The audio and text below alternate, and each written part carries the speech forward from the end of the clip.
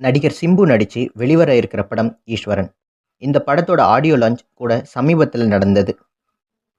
இந்த ஈஸ்வரன் படத்துக்கு அப்புறமா மாநாடு, அடுத்தது 10 தல, அதுக்கப்புறமா மேலும் 3 படங்கள் வர இருக்கிறதா சிம்பு சொல்லியிருந்தாரு.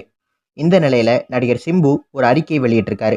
அதுல அவர் என்ன சொல்லியிருக்காரு அப்படின்னா, ஈஸ்வரன் படம் பொங்கலுக்கு ரிலீஸ் ஆக இருக்கு. இந்த படம் கொஞ்ச காலத்துல உருவானதே தியேட்டர்ல வெளியிடத்தான்.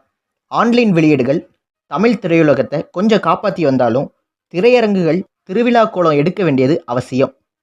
அதற்காகத்தான் இந்த கொரோனா காலத்திலையும் உயிரை பணயம் வச்சு நடித்து தொழில்நுட்ப வேலைகளை முடிப்பது சாதாரண முயற்சி இல்லை. இதுக்காக எல்லாருக்கும் நன்றி தெரிவிச்சுக்கிறேன். அதே சமயம் அண்ணன் விஜய் அவர்களோட படம் முடித்து 1 வருஷம் ஆகின பிறகும் மாஸ்டர் படம் தேட்டரில் தான் ரிலீஸ் பண்ணணும்னு உறுதியாக இருந்தார். அது தன்னை உருவாக்கிய அந்த மீடியத்திற்கு செய்யும் மரியாதை. அதில் என்னோட பங்கும் இருக்கணும் அப்படின்னு விரும்பினேன். இங்கே திரையரங்குகளால் உருவானவங்க. தளபதி விஜய் நினச்சிருந்தா மாஸ்டரை ஆன்லைன்லேயே வெளியிட்டிருக்கலாம். ஆனால் திரையரங்குகளுக்கு மீண்டும் விடிவு காலம் வரணும் அப்படின்னு பொறுத்திருந்து வெளியிடுகிறார் தளபதி விஜய்.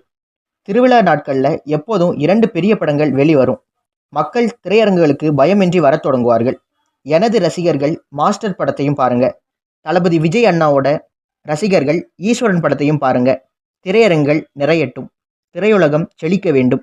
அதற்கான வாசலை மாஸ்டரும் ஈஸ்வரனும் செய்யும் என்று நம்புகிறேன்.